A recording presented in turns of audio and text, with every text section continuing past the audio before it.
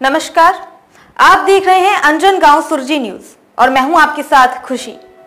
आइए नजर डालते हैं आज की बड़ी खबर पर। हमारे साथ है अरुण भाऊ वानखड़े, जो प्रहार के उम्मीदवार है दरियापुर विधानसभा क्षेत्र से। हम उनसे बात करेंगे। अरुण भाऊ, आज मोठ्या प्रमाणात आपण रॅली काढली, मोठ्या प्रमाणात शक्ती प्रदर्शन दिसायला मिळालं, प्रचंड गर्दी आपल्या रॅलीमध्ये दिसायला मिळाली, काय म्हणतात? सर्वांना माझा जय भीम, नमस्कार, सलाम।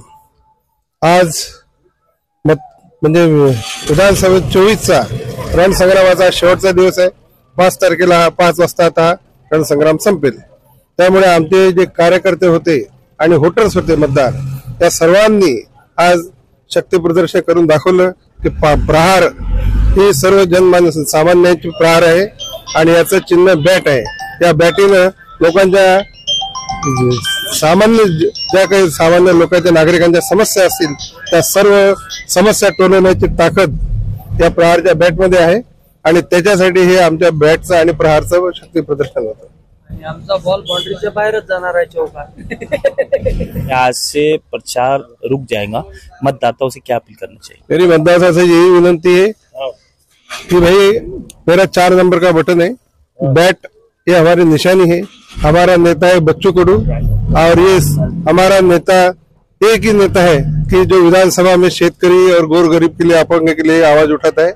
ऐसे आदमी के नेतृत्व में मैं बैट लेकर यहाँ पे खड़ा हूँ।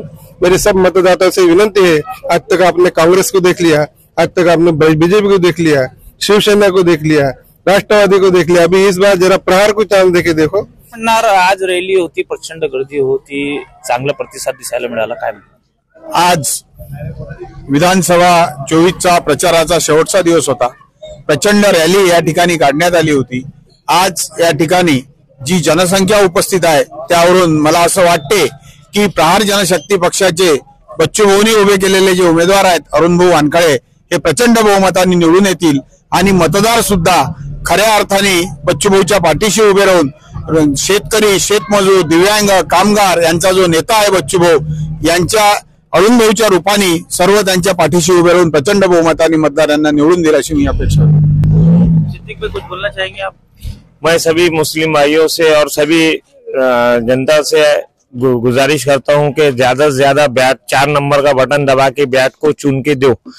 वो इसलिए दो कि भाई बच्चू भाऊ के हाथ मजबूत करो और एक वही नेता है जो कलते विधानसभा में जो काश्तकार की, कामगिरी की, मजदूर की और हर तबके की जो विधानसभा में जो मुद्दा उठाते उनके जैसा कोई बोलता नहीं। इसलिए बच्चू भाऊ को देखकर बैट का 4 नंबर का बटन दबाए, सबसे गुजारिश है। क्या बोलना चाहिए भाई? मैं तो इतना ही बोलना चाहूंगा कि बच्चू भाऊ ने जो उम्मीदवार खड़ा करे बहुत अच्छा खड़ा करे और वो उम्मीदवार को चुन के लाना अपना काम है, कर्तव्य है। आज जी रॅली निघाली त्या रॅलीमध्ये आपल्याला पाहता येईल की प्रहारचे जे कार्यकर्ते आहेत उत्स्फूर्त प्रतिसाद त्या ठिकाणी आपल्याला कार्यकर्त्याला दिसला आहे आणि इथून हेच निश्चित होते की अरुण भाऊचा जो विजय हा विजय बिलकुल निश्चित आहे।